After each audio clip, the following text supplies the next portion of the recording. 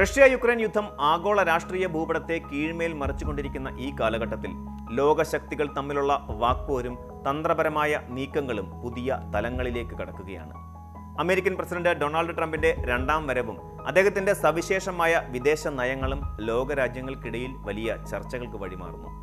ഈ സാഹചര്യത്തിൽ Greenland, Iran, NATO സഖ്യം എന്നിവയെ മുൻനിർത്തി റഷ്യൻ വിദേശകാര്യമന്ത്രി സെർജി ലാവ്റോവ് നടത്തിയ പ്രസ്താവനകൾ ആഗോള രാഷ്ട്രീയത്തിലെ മാറുന്ന സമവാക്യങ്ങളെയാണ് സൂചിപ്പിക്കുന്നത്. കേവലമൊരു വാഗ്വാദം എന്നതിലുപരി വരാനിരിക്കുന്ന ദശകങ്ങളിൽ ആർട്ടിക് മേഖലയും പശ്ചിമേഷ്യയും എപ്രകാരം ഭൗമരാഷ്ട്രീയത്തിന്റെ കേന്ദ്ര ബിന്ദുക്കളായി മാറുമെന്ന് ലാവ്റോവിന്റെ വാക്കുകൾ അടിവരയിടുന്നു. അമേരിക്കയുടെ ദേശീയ സുരക്ഷയ്ക്ക് ഭീഷണിയുയർത്തി റഷ്യയും ചൈനയും ഗ്രീൻലാൻഡിന് മേൽ കണ്ണുവെക്കുന്നു എന്ന ട്രംപിന്റെ ആരോപണത്തെ പരിഹാസത്തോടെയാണ് മോസ്കോ തള്ളിക്കളഞ്ഞത്. ഗ്രീൻലാൻഡിൽ റഷ്യയ്ക്ക് പ്രത്യേക താൽപ്പര്യങ്ങളില്ലെന്ന് വ്യക്തമാക്കുമ്പോഴും ആ ദ്വീപിന്റെ ചരിത്രപരമായ പശ്ചാത്തലത്തെക്കുറിച്ച് ലാവ്റോവ് നടത്തിയ പരാമർശങ്ങൾ ശ്രദ്ധേയമാണ്. ഗ്രീൻലാൻഡ് ഡെൻമാർക്കിന്റെ സ്വാഭാവിക ഭാഗമല്ലെന്നും അതൊരു കൊളോണിയൽ അധിനിവേശത്തിന്റെ ഫലമാണെന്നുമുള്ള ലാവ്റോവിന്റെ നിരീക്ഷണം പാശ്ചാത്യ രാജ്യങ്ങളുടെ ചരിത്രപരമായ ധാർമ്മികതയെ ചോദ്യം ചെയ്യുന്നതായിരുന്നു. നോർവേക്കോ ഡെൻമാർക്കിനോ അവകാശപ്പെടാൻ കഴിയുന്ന ഒന്നല്ല ഈ ഭൂപ്രദേശമെന്നും അവിടുത്തെ ജനങ്ങൾ നിലവിലെ അവസ്ഥയുമായി പൊരുത്തപ്പെട്ടു എന്നതുകൊണ്ട് മാത്രം അതിന്റെ അധിനിവേശ ചരിത്രം ഇല്ലാതാകുന്നില്ലെന്നും അദ്ദേഹം ഓർമ്മിപ്പിച്ചു. ട്രംപിന്റെ ഗ്രീൻലാൻഡ് മോഹങ്ങളെ റഷ്യ തള്ളുന്നത് പാശ്ചാത്യ സഖ്യങ്ങൾക്കുള്ളിലെ വിള്ളലുകളെ കൂടുതൽ ആഴത്തിലാക്കാനാണ്. ഗ്രീൻലാൻഡ് എന്ന മഞ്ഞുപാളികൾ നിറഞ്ഞ ദ്വീപിനെ അമേരിക്കയുടെ ഭാഗമാക്കണമെന്ന ട്രംപിന്റെ ആഗ്രഹം ഇന്നോ ഇന്നലെയോ തുടങ്ങിയതല്ല. ദേശീയ സുരക്ഷയ്ക്കും പ്രകൃതി വിഭവങ്ങൾക്കും ഗ്രീൻലാൻഡ് അനിവാര്യമാണെന്നാണ് വാഷിംഗ്ടണിന്റെ വാദം. എന്നാൽ ഡെൻമാർക്ക് ഈ നീക്കത്തെ ശക്തമായി എതിർക്കുന്നു. ഈ എതിർപ്പിനെ നേരിടാൻ യൂറോപ്യൻ സഖ്യകക്ഷികൾക്ക് മേൽ വ്യാപാര തീരുവകൾ ഏർപ്പെടുത്തുമെന്ന ട്രംപിന്റെ ഭീഷണി പാശ്ചാത്യ ലോകത്തെ നയതന്ത്ര ബന്ധങ്ങളെ സങ്കീർണമാക്കുന്നു. തങ്ങളുടെ താൽപ്പര്യങ്ങൾ സംരക്ഷിക്കാൻ സ്വന്തം സഖ്യകക്ഷികളെ പോലും സമ്മർദ്ദത്തിലാക്കുന്ന അമേരിക്കൻ സമീപനത്തെയാണ് റഷ്യ ഇവിടെ തുറന്നുകാട്ടുന്നത്.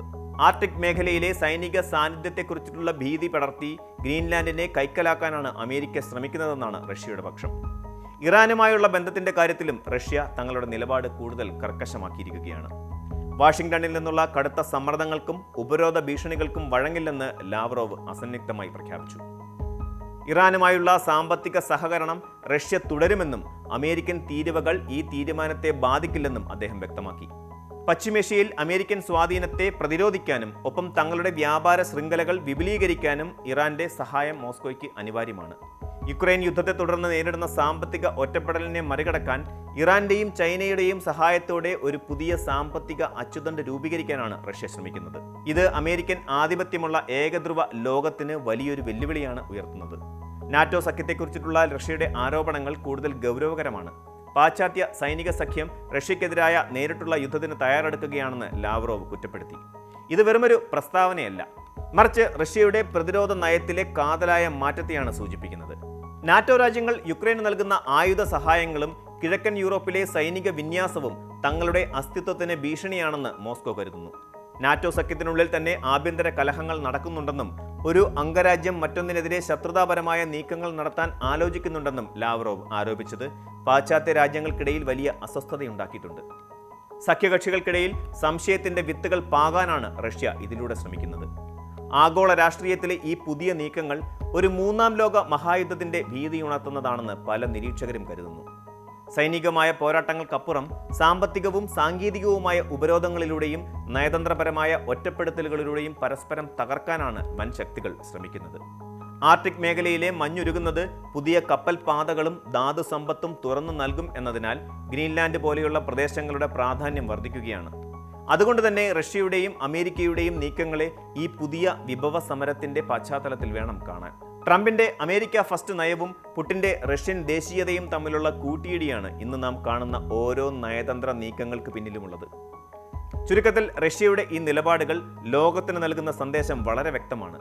പാശ്ചാത്യ ലോകം ഏർപ്പെടുത്തുന്ന ഉപരോധങ്ങളോ ഭീഷണികളോ തങ്ങളുടെ തന്ത്രപരമായ താൽപ്പര്യങ്ങളെ മാറ്റിമറിക്കില്ലെന്ന് റഷ്യ ഉറപ്പിച്ചു പറയുന്നു. ഗ്രീൻലാൻഡിനെ സംബന്ധിച്ച ചർച്ചകൾ കൊളോണിയൽ ചരിത്രത്തെ മുൻനിർത്തി പ്രതിരോധിക്കുമ്പോൾ തന്നെ ഇറാനുമായുള്ള ബന്ധത്തിലൂടെ തങ്ങളുടെ സാമ്പത്തിക സുരക്ഷ ഉറപ്പാക്കാനാണ് മോസ്കോ ലക്ഷ്യമിടുന്നത്. നാറ്റോയുടെ വിപുലീകരണത്തെ പ്രതിരോധിക്കാൻ സൈനികമായും നയതന്ത്രപരമായും ഏതറ്റം വരെ പോകാൻ മടിക്കില്ലെന്ന മുന്നറിയിപ്പും ഇതിലുണ്ട്. വരും ദിവസങ്ങളിൽ ലോകം സാക്ഷ്യം വഹിക്കാൻ പോകുന്നത് കൂടുതൽ തീവ്രമായ നയതന്ത്ര പോരാട്ടങ്ങൾക്കായിരിക്കും. അമേരിക്കൻ ഭരണകൂടം ഈ നീക്കങ്ങളോട് എങ്ങനെ പ്രതികരിക്കുന്നു എന്നതിനെ ആശ്രയിച്ചിരിക്കും വരാനിരിക്കുന്ന ലോകക്രമത്തിന്റെ സ്വഭാവം. ഈ ആഗോള സാഹചര്യത്തിൽ ഇന്ത്യയെ പോലെയുള്ള വികസ്വര രാജ്യങ്ങൾ വലിയ വെല്ലുവിളിയാണ് നേരിടുന്നത്. ഒരു വശത്ത് റഷ്യയുമായുള്ള ദീർഘകാല ബന്ധവും മറുവശത്ത് അമേരിക്കയുമായുള്ള വളരുന്ന പങ്കാളിത്തവും നിലനിർത്തുക എന്നത് വലിയൊരു നയതന്ത്ര പരീക്ഷണമാണ്. ഗ്രീൻലാൻഡിലെ മഞ്ഞുരുകുന്നത് മുതൽ ഇറാന്റെ എണ്ണക്കച്ചവടം വരെ നീളുന്ന ഈ സങ്കീർണമായ വിഷയങ്ങൾ കേവലം ഭൂമിശാസ്ത്രപരമായ തർക്കങ്ങളല്ല, മറിച്ച് ലോകത്തിന്റെ അധികാര കേന്ദ്രം എവിടെയായിരിക്കണം എന്നതിനെക്കുറിച്ചിട്ടുള്ള വലിയൊരു പോരാട്ടത്തിന്റെ ഭാഗമാണ്. വൻ ശക്തികൾ തമ്മിലുള്ള ഈ ശീതയുദ്ധം രണ്ടാം ഘട്ടത്തിലേക്ക് കടക്കുമ്പോൾ സമാധാനപരമായ ഒരു പരിഹാരത്തിനുള്ള സാധ്യതകൾ വിദൂരമായി അവശേഷിക്കുന്നു. കൂടുതൽ വാർത്തകൾക്ക് news 18 Keralam YouTube channel subscribe ചെയ്യുക.